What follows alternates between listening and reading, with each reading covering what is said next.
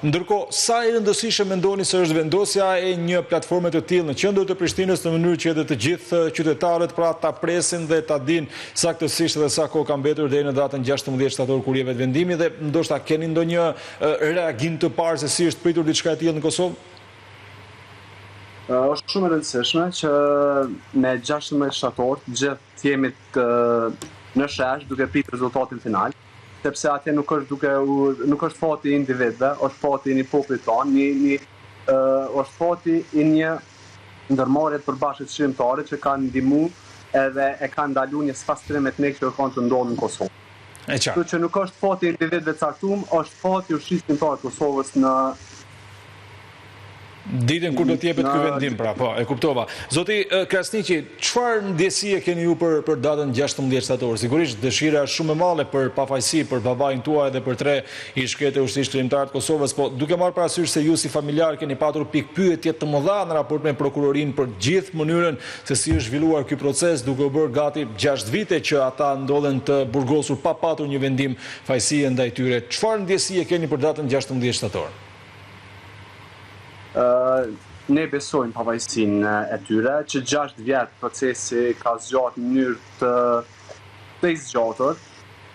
Kjo na ka humbë për pak besimin në drejtësi, por ne besojmë që dhe e dim që lufta e ushtrisë kombëtare ka qenë e pastër, e drejtë për lirinë e popullit. Kështu që presim që vendimi të jetë lirus dhe shpresojmë që të bazohet në fakte dhe jo në politikë. E qartë. Si kanë qenë vizitat tuaja gjatë këtyre 5 viteve në Hagë, zoti Krasniqi, nëse mund të na tregoni diçka më tepër rreth ndjesive, rreth kushteve ndoshta, ose çfarë ka treguar baba juaj, zoti Jakub Krasniqi, në lidhje me mënyrën se si ata janë trajtuar, me mënyrën se çfarë u është ndaluar, me ushqimin apo gjithçka tjetër. Pra, si e kanë kaluar kohën ish-krerët e UÇK-s gjatë këtyre 5 viteve pas hekurave në Hagë? Ata kanë kaluar, nuk kanë qenë shumë është para burgem, nuk je i privuar nga shumë gjëra, por secili prej tyre individualisht është shumë i fortë me përballu secilin këtë para burgem. Këto më e madhe që është që po mundohet barazohet a viktima me agresorin. Individualisht secili prej tyre, prej kur ka ardhur liria, është dhurat. Kështu që unë besoj në pavajësinë e tyre. E qartë. Ndërkohë, më bëri përshtypje më doli këto ditë një postimi juaj që kishit bërë një vit më parë, saktësisht në korrik të vitit 2025, ku ju bënit edhe një përshkrim se si baba juaj kishte kaluar 15 vite në burg gjatë të gjithë jetës së tij, janë bërë 16 që nga 2025 kur ju kishit bërë këtë përshkrim. Cilat janë, po themi, ndjesitë e tij në lidhje me gjithë çfarë ka ndodhur gjatë këtyre viteve, zoti Krasniqi, pra nga komunikimet që ju keni patur, ndonjë mesazh, diçka që ju ka mbetur në mendje dhe ndoshta e keni edhe si porosi për ta ndarë prej tij me publikun? Tani janë bërë 16 vjetë që baba jem është në Buxha, 10 vjetë kam bajt në sistemin Jugoslav për liri dhe pavarësi, sidomos në vitet të 80-ta ka qenë ideja për bashkim kombëtar. Tash 6 vite, dhe kur shkojna e vizitojna në Hagë, ka thonë që në sistemin Jugoslav, edhe pse burgjet kanë qenë shumë atrona, strukturat janë kanë shumë atë mëdha, e kum përballu se kum kundërshtuar një sistem se kum dash lirinë e vendit tim. Edhe kum ditë që janë të shkel ligjet e një shteti, ka qenë Jugoslavia. Po tash në liri, se kum luftu për dinjitet, edhe më mohu liria, kjo është më e rëndë. E qartë. Duhet dalëm pak tek mungesa e një vizite. Po. Prandaj kjo koha tash për të edhe për neve është padrejtësi më e madhe. E qartë. Dërsa në kohën e Jugosllavisë.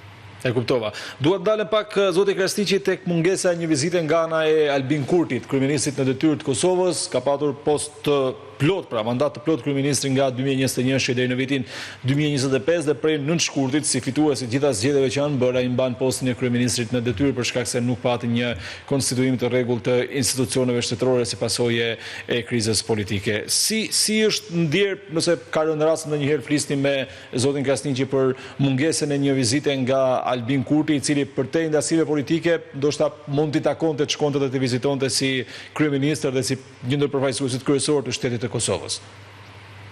Këto 6 vite, institucionet e Kosovës, përveç obligimit që e kanë pas financiar, që ka qenë rregulluar më herët me ligj, nuk kanë bë asnjë ndihmë tjetër, as politike, as diplomatike, ku kanë mujt me i taku shumë vendet bashkimit evropian edhe me tregu si familje, nuk kemi kërku asnjëherë pengim drejtësi, kemi dashur vetëm që drejtësia të bazohet në drejtat elementare të njerëzve. Dhe besoj që shteti jonë, institucionet tona, është dashur mu interesu ma shumë me kërku që mu bazu në fakte dhe mu mbrojt drejtat e lirive të njeriut në Hagë. Dhe institucionet tona i kanë lënë anash komplet, i kanë lënë vetë shqiptarët mu mbrojt në Hagë, përveç financave që i kanë ndihmuar në mbrojtjen dhe familjarët me vizituar në anën politike dhe në anën matike janë lënë anarore. E qartë. Po mungesa e një vizite saktësisht nga Albin Kurti zotë Krasniqi bën problem ose ju ka ardhur keq nga ana juaj? Normal, kryeministrin i vendit kur të viziton, sepse ata, unë e thash edhe më herët, ata nuk janë duke u gjykuar si individ. Janë duke u gjykuar si klerët e ushtrisë shqiptare të Kosovës, të cilët bashkë me NATO e kanë arrit çlimin e Kosovës. Në politikisht mundemi mos u pajtu me njëri tjetrin, por ushtria shqiptare e Kosovës është më e madhe se sa politika, UÇK-ja nuk është e partive politike, është e popullit të Kosovës. E qartë.